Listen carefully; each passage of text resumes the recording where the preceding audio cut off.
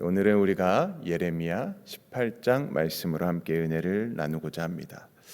혹시 우리 성도님들 중에서 세계적인 이런 도예가나 그런 공방을 이렇게 직접 가보신 경험이 있을지 모르겠습니다. 저는 실제로 가보지는 않았지만 어렸을 때 이렇게 TV를 통해서 도자기 공예를 하시는 아주 유명한 그런 분을 이렇게 특집 다큐로 다뤘던 그런 모습을 본 적이 있었습니다.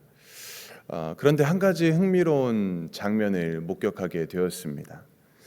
수개월 동안 그분들이 이렇게 빚으시고 또 말리시고 또 구워내어서 힘들게 얻은 도자기였는데 완성된 순간 그 장인의 눈에는 조그마한 그런 금이 간 것을 보이거나 또 그 작은 그런 흠이라도 이렇게 보이게 되면 그것을 망치를 들어서 그냥 그 자리에서 깨서 부시는 그런 모습을 보면서 굉장히 인상적인 그런 모습을 보게 되었습니다.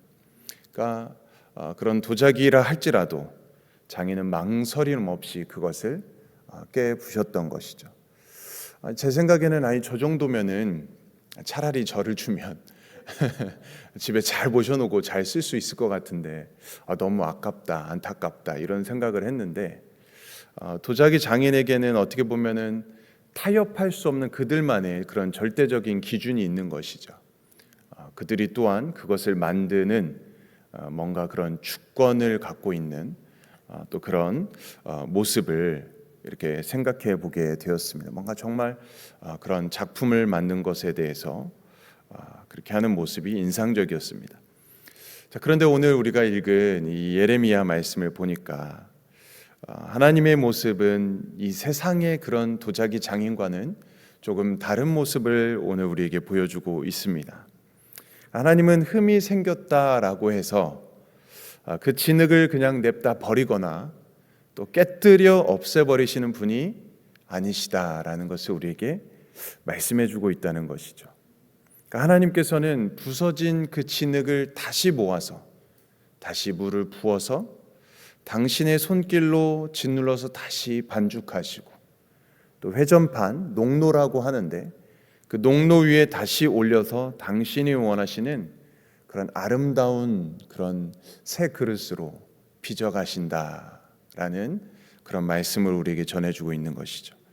오늘 이 본문이 바로 이 토기장이의 손을 통해서 하나님의 그런 절대 주권 속에 또 그 주권 안에 담긴 하나님의 끊임없는 사랑 또 끊임없는 기회를 우리에게 보여주고 있는 것이죠. 그래서 하나님께서는 이 예레미야를 예루살렘 서쪽에 있는 그 흰놈의 골짜기에 있는 토기장이의 집으로 보내십니다. 그 당시에 그 예루살렘 서쪽 그 흰놈의 골짜기에서 이렇게 이제 도자기를 빚는 그런 토기장의 집들이 많이 있었던 것이죠. 그러니까 기후도 또 물도 이런 조건들이 그쪽에 딱 맞아 떨어졌던 것입니다. 그래서 그곳으로 예레미야를 보내게 됩니다. 2절 말씀에 보니까 너는 일어나 토기장의 집으로 내려가라. 내가 거기에서 내 말을 내게 들려주리라 하시기로 이렇게 말씀하죠. 그래서 그곳으로 예레미야가 가게 된 것입니다. 그래서 3절 말씀에 또 보니까 토기장이가 농로라고 하죠. 회전판 그 위에서 일을 하는 모습을 예레미야가 지켜보게 된 것입니다.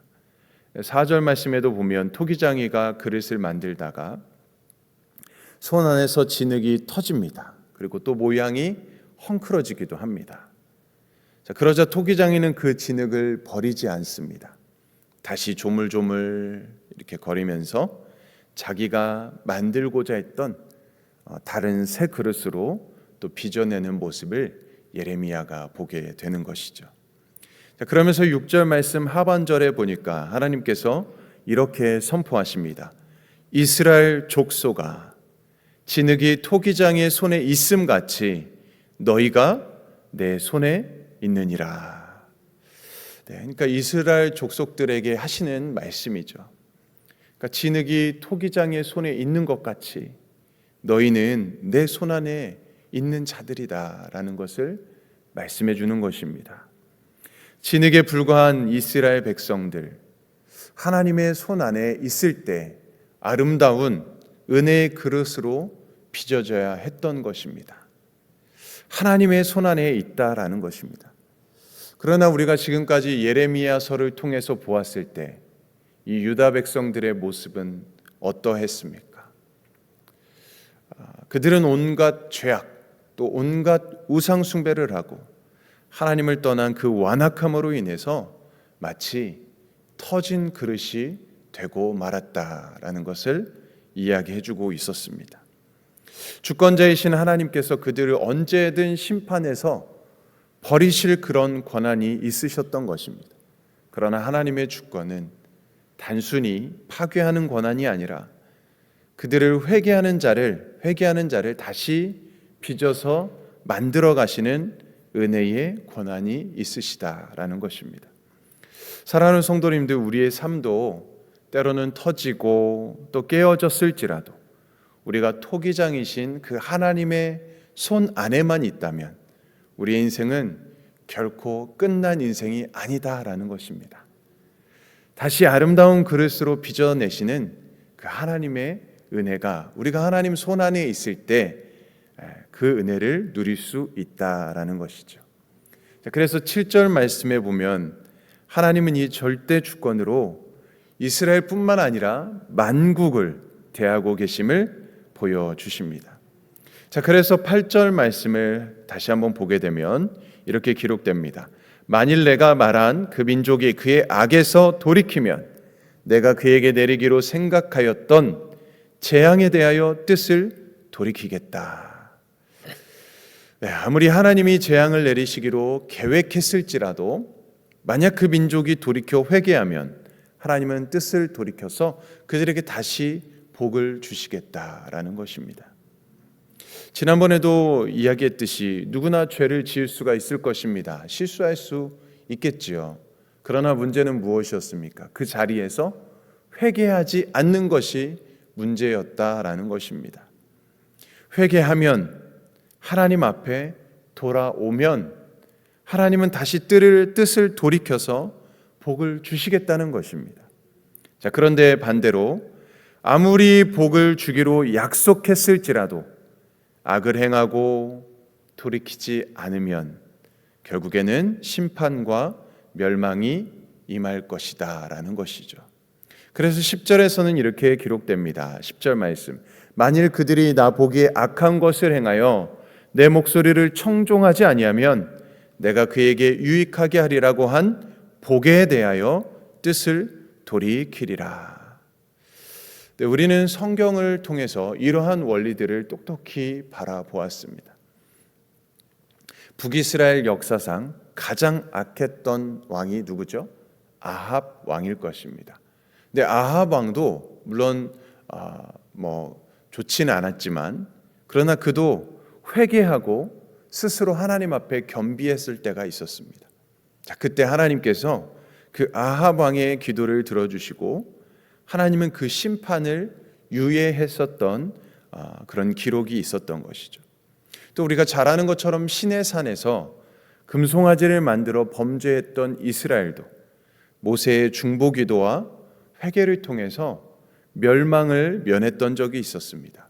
근데 이와 반대로 하나님의 그 선택받은 선민이라고 자부했던 이스라엘 백성들, 그들이 끝까지 돌이키지 않으므로 하나님의 그 심판의 가시밭길을 면하지 못하게 되는 모습을 보게 되는 것이죠.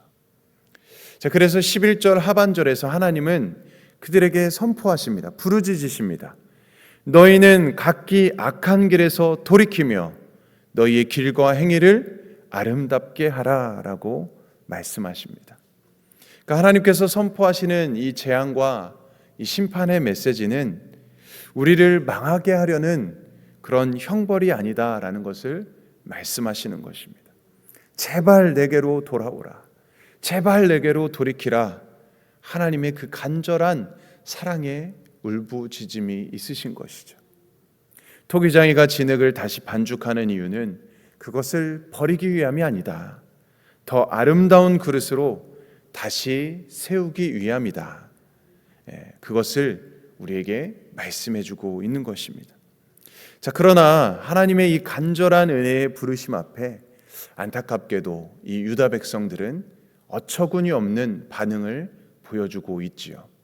오늘 마지막 12절 말씀인데요, 우리 같이 한번 함께 읽어보겠습니다. 12절 말씀 시작. 그러나 그들이 말하기를 이는 헛되니 우리는 우리의 계획대로 행하며 우리는 각기 악한 마음이 완악한 대로 행하리라. 네, 그들은 하나님의 음성을 헛된 소리로 들었다라는 것입니다. 마치 농담처럼 여겼던 것이죠.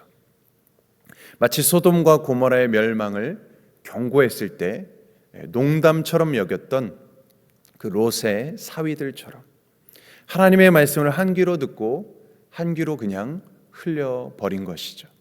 그리고 스스로 삶의 주인이 되어서 마치 자기의 계획대로 자기 마음의 완악함대로 살겠다라고 고집을 부립니다. 진흙에 불과한 피조물이 스스로 토기장이가 되겠다고 하면서 하나님을 거부했던 것입니다. 자, 이것이 바로 유다 백성들이 망하게 된 가장 본질적인 이유였던 것이죠. 사랑하는 성도님들, 오늘 말씀을 다시 한번 정리해 봅니다.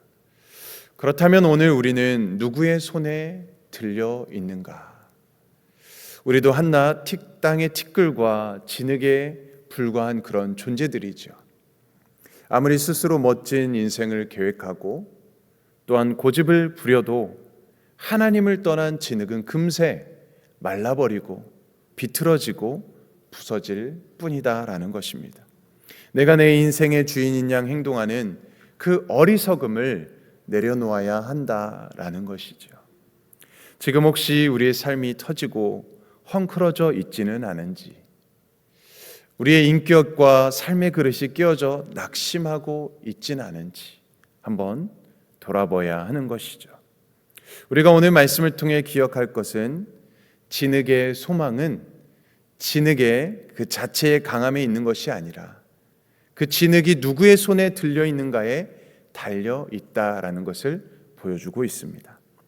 우리가 우리의 죄를 고백하고 스스로를 빚으시는 토기장이 하나님의 손길에 우리의 삶을 겸손히 맡겨드릴 때 성령 하나님께서 우리를 다시 만드시고 빚으시고 우리를 다시 반죽하셔서 우리를 사랑과 희락과 화평과 인내와 자비와 양성과 충성과 온유와 절제라는 성령의 열매라는 열매를 맺는 그런 아름다운 은혜의 그릇으로 우리를 다시 빚어주시는 것이죠. 오늘도 우리를 포기하지 않으시고 은혜의 그 농로 위에 우리를 올리셔서 다시 당신의 형상으로 빚어가시는 그 토기장의 하나님의 손길을 우리가 기억하고 우리가 전적으로 믿으며 신뢰하며 그 은혜 안에서 우리가 날마다 새롭게 재창조되는 그런 복된 삶을 살아가시는 우리의 모든 삶이 될 수 있기를 주님의 이름으로 간절히 축원드립니다. 아멘. 우리 함께 기도하겠습니다. 사랑과 은혜가 풍성하신 하나님, 오늘도 우리에게 예레미야 18장 말씀을 통해서 피조물에 불과한 우리를 포기하지 않으시고 끝까지 하나님의 따뜻한 손길로 품어주시고 선하신 토기장이 하나님의 사랑을 깨닫게 하시니 감사드립니다. 주님, 때로는 삶의 고단함 속에서 우리의 모습이 헝클어지고 마음의 그릇이 어그러져 아파할 때가 있었습니다. 그러나 어떠한 순간에도 저희를 그냥 버리거나 깨뜨리지 않으시고 은혜의 농로 위에 올려놓으셔서 다시 소중히 빚어가시는 주님의 손길이 있음을 믿고 감사드립니다. 내가 내 인생의 주인이 되어서 고집부리던 완악함을 내려놓게 하시고 나보다 나를 더 잘하시는 주님의 따뜻한 손길에 우리의 삶을 온전히 맡겨드리게 하여 주시옵소서. 주님 손 안에 우리의 상처받은 인격과 삶이 치유되게 하시고 사랑과 일학과 화평과 인내와 온유와 절제와 하나님이 성령의 열매를 맺는 거룩하고 아름다운 은혜의 그릇으로 날마다 새롭게 재창조되게 하여 주시옵소서. 이번 한 주도 주님의 음성에 감사함으로 순종하게 하시고 우리를 날마다 새로이 빚어가시는 주님의 사랑 안에 참된 평안과 은혜를 누리며 살아가는 우리 모든 성도님들 되게 하여 주시옵소서. 우리의 삶의 신실한 토기장이가 되시는 우리 주 예수 그리스도의 이름으로 간절히 기도드리옵나이다. 아멘. 네, 오늘은 우리 멕시코 라준영 이사오로 아마존 조반석 아르헨티나 강기안이요 김우진 박경희 선교사님을 위해서 기도해 주시기 바랍니다. 서머스쿨 기빙출이 5주차가 시작됩니다. 있을 모든 또 사역을 위해 일들을 위해서 우리 함께 기도해 주시고 담당하는 분들 간절함으로 붙들어 주시도록 또 참여하는 아이들 또 은혜의 시간 되도록 기도해 주시기 바랍니다. 연약함 중에 아픔 중에는 우리 성도님들 계시다면 주님 위로하여 주시고 힘과 능력 주시고 치유와 회복의 은혜를 허락해 주시도록 기도해 주시기 바랍니다. 또 우리 각자 기도 제목을 가지고 시간 우리 주님의 이름 한번 외치며 합심으로 기도하겠습니다.